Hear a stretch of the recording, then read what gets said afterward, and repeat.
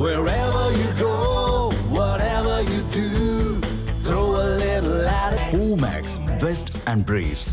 உலகின் முக்கிய எண்ணெய் போக்குவரத்து வழிகளில் ஒன்றான ஹோர்முஸ் ஜலசந்தியில் சமீபத்தில் ஏற்பட்டுள்ள பதற்றம் இந்தியாவின் எரிசக்தி பாதுகாப்புக்கு நேரடி சவாலாக அமைந்துள்ளது. இதனால் தனது எண்ணெய் மற்றும் எல்பிஜி விநியோகத்தை சீராக பேணவும் கடலில் உள்ள கப்பல்களின் பாதுகாப்பை உறுதி செய்யவும் இந்தியா பல நடவடிக்கைகளை எடுத்து வருகிறது. நாட்டின் எரிசக்தி தேவையில் சுமார் 45% வளைகுடா வழியாக இறக்குமதி செய்யப்படுகிறது. இந்த சூழலில் ஹோர்முஸ் ஜலசந்தி வழியில் ஏற்பட்டுள்ள பதற்றங்கள் அதற்கு நேரடி பாதிப்பை ஏற்படுத்தியுள்ளது.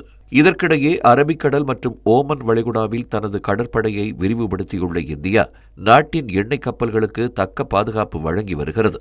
2019ஆம் ஆண்டு தொடங்கிய ஆபரேஷன் சங்கல்ப் திட்டத்தின் கீழ் ஓமன் மற்றும் ஏடன் வளைகுடாவில் கப்பல்கள் நிலைநிறுத்தப்பட்டு வருகின்றன. குறிப்பாக 7 கடற்படை கப்பல்கள் பாதுகாப்பு நடவடிக்கைகளில் ஈடுபட்டுள்ளன. இதற்கு முன் வடக்கு அரேபிய கடல் வழியாக வரும் கப்பல்களை பாதுகாப்பாக துறைமுகங்களுக்கு அனுப்ப இந்தியா 2 கடற்படை கப்பல்களை பயன்படுத்தி வந்தது. இதுவரை 3 இந்திய எல்பிஜி கப்பல்கள் பாதுகாப்பாக துறைமுகங்களுக்கு வந்துள்ள நிலையில் இன்னும் 20க்கும் மேற்பட்ட வணிக கப்பல்கள் ஹோர்முஸ் ஜலசந்தியில் சிக்கியுள்ளதாக கூறப்படுகிறது. இதற்கிடையே ஹோர்முஸ் ஜலசந்திக்கு பதிலாக வேறொரு மாற்று வழியை கண்டறியும் நிலைமை தற்போது இல்லை என நிபுணர்கள் கருத்து தெரிவித்துள்ளனர்.